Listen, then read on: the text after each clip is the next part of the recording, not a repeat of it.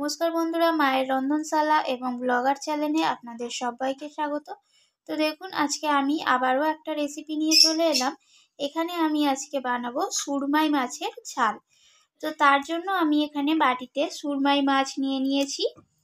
তো এখানে মাছগুলোকে আমি ধুয়ে পরিষ্কার করে নিয়ে নিয়েছি। আর ঝালটা বানানোর জন্য আমি এখানে পেঁয়াজ কেটে নিয়েছি। তো এখানে আমি বড় সাইজের একটা গোটা পেঁয়াজ আমি কেটে নিয়েছি। আর এখানে আমি দুটো ছোট সাইজের আলু এইভাবে টুকরো করে কেটে নিয়েছি। তো আমি এখানে আমার মনে হলো আলুটা দিয়ে ঝাল বানাবো, তো আপনারা না চাইলে নাও দিতে পারেন।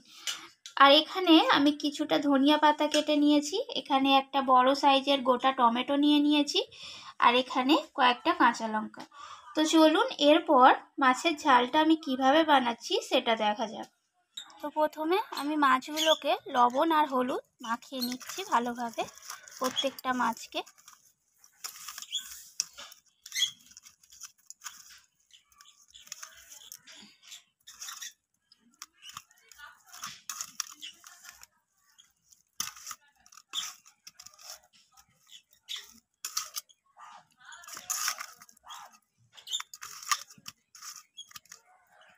তো মাছগুলোকে ভালোভাবে আমার লবণ আর হলুদ মাখানো হয়ে গেছে। এরপর আমি মাছগুলোকে ভেজে নেব।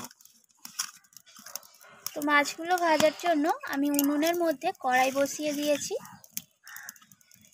আর কড়াইটা এখানে গরমও হয়ে এসেছে। এরপর আমি এখানে তেল দিয়ে দিলাম, সরষের তেল।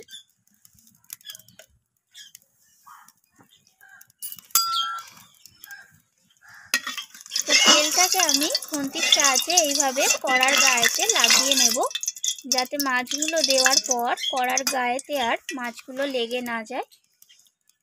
তো তেলও এখানে গরম হয়ে গেছে। এরপর আমি প্রত্যেকটা মাছ একে একে তেলের মধ্যে দিয়ে দেব।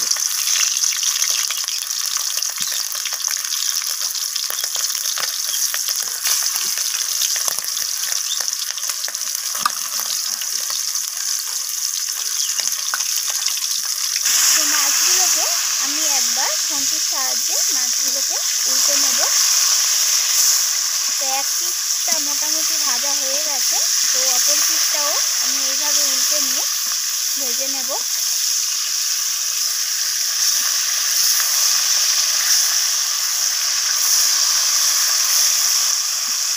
তো আমার মাছগুলো এখানে দুটো পিসই লাল লাল করে ভাজা হয়ে গেছে।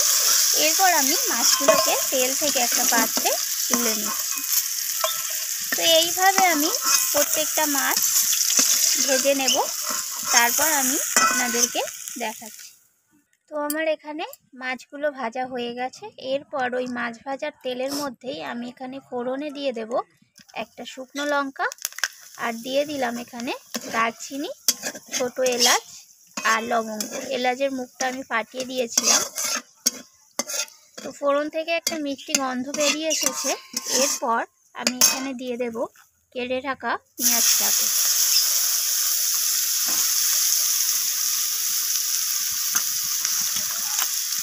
তো পেঁয়াজটাকে দেওয়ার পর আমি পেঁয়াজটা হালকা বাদামি রং ধরা পর্যন্ত পেঁয়াজটাকে আমি ভেজে নেব।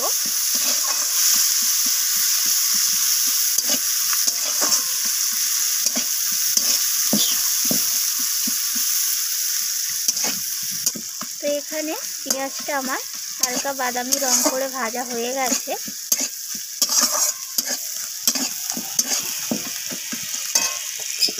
এরপর আমি এখানে কেটে রাখা আলুগুলোকে দিয়ে দিচ্ছি।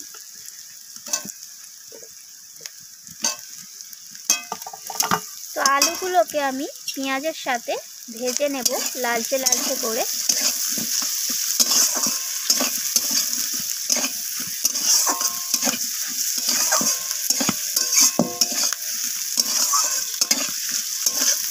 তো আলুগুলো এখানে লালচে করে পেঁয়াজের সাথে ভাজা হয়ে গেছে। এরপর আমি এখানে দিয়ে দিলাম কেটে রাখা টমেটোগুলো।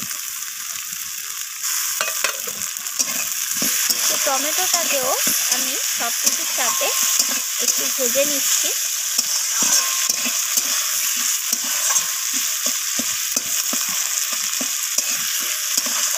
টমেটোটা এইভাবে ভাজতে ভাজতে নরম হয়ে আসবে, আর যেটুকু বাকি থাকবে পুরো রান্নাটা কমপ্লিট করতে করতে টমেটোটা গলে যাবে।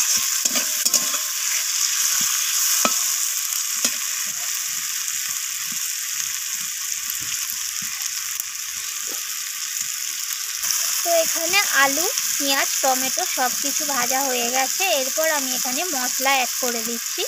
প্রথমে দিলাম প্রয়োজন মতো হলুদ গুঁড়ো, আর এখানে দিয়ে দেব লাল লঙ্কার গুঁড়ো। অবশ্যই ঝালটা আপনাদের স্বাদ অনুযায়ী আপনারা দেবেন। এরপর এখানে দিয়ে দেব জিরে গুঁড়ো, প্রয়োজন মতো এখানে জিরে গুঁড়ো দিলাম। তো এখানে মাছের কম বেশি মাপটা করে আপনাদের যতটা প্রয়োজন আপনারা সেই বুঝেই মশলা এখানে ইউজ করবেন।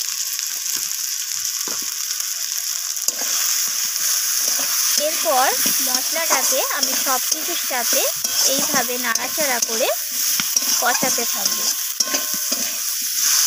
তো যত বেশি কষানো হবে রান্নার রং এবং স্বাদ দুটোই ভালো আসবে।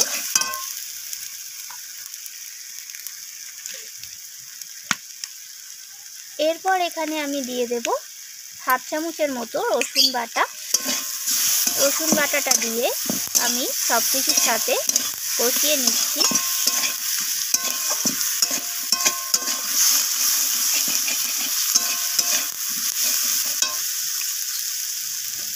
এরপর এখানে দিয়ে দিলাম হাফ চামচের মতো আদা বাটা। তো আদা বাটাটা দিয়েও আমি আবারও কষিয়ে নেব। আমি এখানে সামান্য পরিমাণ একটু জল দিয়ে দিলাম মশলাটা যাতে পুড়ে না যায়।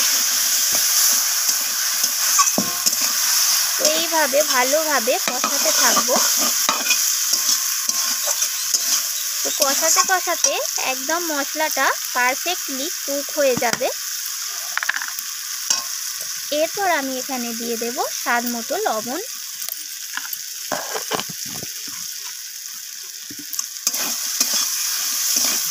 তো লবণটা দেওয়ার পর আমি আবারও নাড়াচাড়া করে নিচ্ছি এইভাবে।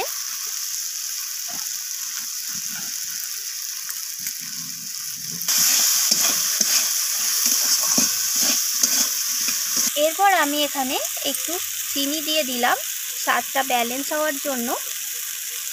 আর দেখুন এখানে মশলাটা কষাতে কষাতেও তেল ছাড়তে শুরু করে দিয়েছে।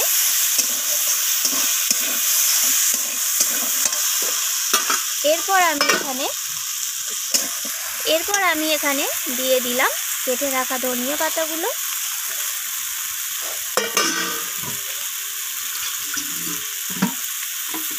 ধনিয়া পাতাটা দিয়ে আমি মশলার সাথে এইভাবে আরও একবার কষিয়ে নিচ্ছি। তো এরপর আমার এখানে মশলার বাটি ধোয়া জলটা ছিল, সেই জলটা এখানে দিয়ে দেব।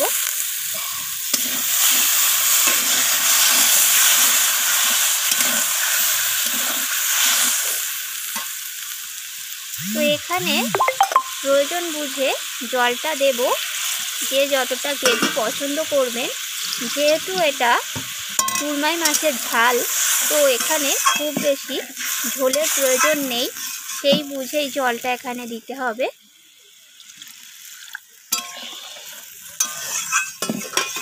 তো এরপর আমি গ্রেভিটাকে ভালোভাবে ফুটিয়ে নেব, আর আলুগুলো সিদ্ধ হওয়া পর্যন্ত ফুটিয়ে নেব। তারপর আমি আবারও ফিরে আসছি।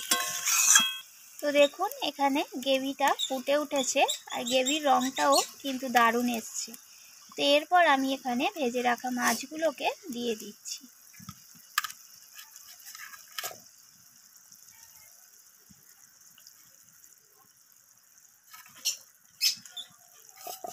তো এখানে মাছগুলো দিয়ে আমি আরেকটু ফুটিয়ে নেব। তো তখনই পারফেক্টলি একদম রান্নাটা কমপ্লিট হয়ে যাবে। তো তারপর রান্নাটা কমপ্লিট হওয়া পর্যন্ত তো এখানে আমি ঢাকা দিয়ে দিলাম, কিছুক্ষণ ফুটিয়ে নেব মাছটাকে। তো রান্নাটা কমপ্লিট হয়ে গেলে তারপর আমি আপনাদের সাথে শেয়ার করছি। এখানে আমি বেশ কিছুক্ষণ সময় ধরে মাছটাকে আমি ফুটিয়ে নিয়েছি। এরপর আমি ঢাকাটাকে সরিয়ে নেব। তো দেখুন ঢাকাটা খোলার পর মাছের কালারটা কি দারুণ এসেছে, মাছের গ্রেভির রঙটা দেখুন সাইড দিয়ে পুরো লাল একটা রং ভেসে উঠেছে। খেতে নিশ্চয়ই দারুণই হবে। তো এটা দিয়েই মনে হয় এক থালা ভাত একদম শেষ। তো আপনারাও এইভাবে ট্রাই করে দেখবেন, আশা করি খেতে ভালো লাগবে। আর রান্নাটি যদি ভালো লাগে অবশ্যই একটা লাইক করে দেবেন, আর কমেন্ট করে তো জানাতে ভুলবেন না। তো এরপর আমি এটাকে পরিবেশন করে তারপর আপনাদের সাথে শেয়ার করছি। তো তৈরি হয়ে গেল সুরমাই মাছের ঝাল। তো ভিডিওটি অবশ্যই লাইক করে দেবেন, আবারও বললাম, আর কমেন্ট করে তো জানাতে ভুলবেনই না কেমন লাগলো রান্নাটি। আর চ্যানেলটিকে সাবস্ক্রাইব করে চ্যানেলটির পাশে থাকবেন। আমি আবারও ফিরে আসব অন্য কোনো রেসিপি নিয়ে। ততক্ষণ আপনারা ভালো থাকবেন, সুস্থ থাকবেন। আজকের মতো এইটুকু, ধন্যবাদ।